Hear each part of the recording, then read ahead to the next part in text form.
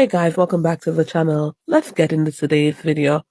On one hand, the government's efforts to create jobs, particularly in the call center industry, have led to increased employment rates. This is a step towards economic stability and growth. However, on the other hand, Marcus Garvey's ideology emphasized the importance of economic self-reliance, meaning that although there's a dominance of call center jobs, these are often outsourced and controlled by foreign entities. And I personally believe these may not align with Garvey's vision of true economic independence.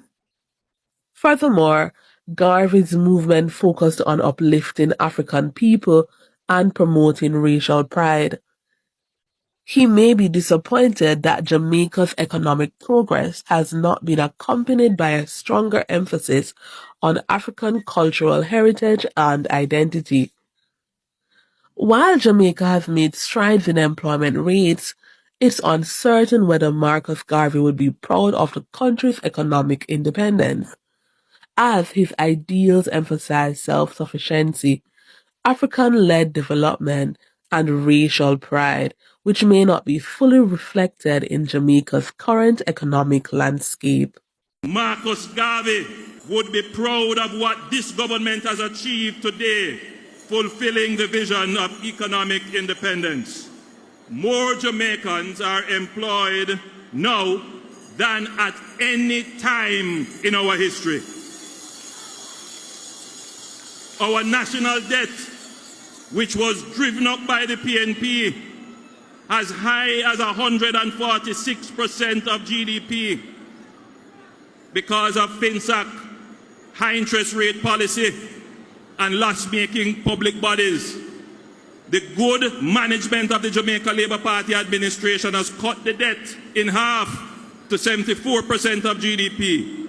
We have a stable exchange rate backed by the highest central bank reserves ever in the history of Jamaica. We have had consistent growth, and when we have been hit by shocks such as pandemic, storms and hurricanes, we have been able to recover quickly. This speaks to a new quality of the Jamaican economy developed by this administration which never existed before, and that is resilience. The ability to withstand shocks and difficulties and recover quickly and even more stronger than before without relying on borrowing or external help. Marcus Garvey would have been proud, very proud of our resilience and self-reliance as a nation and as Jamaicans and Labourites. You can be proud of what your government has achieved.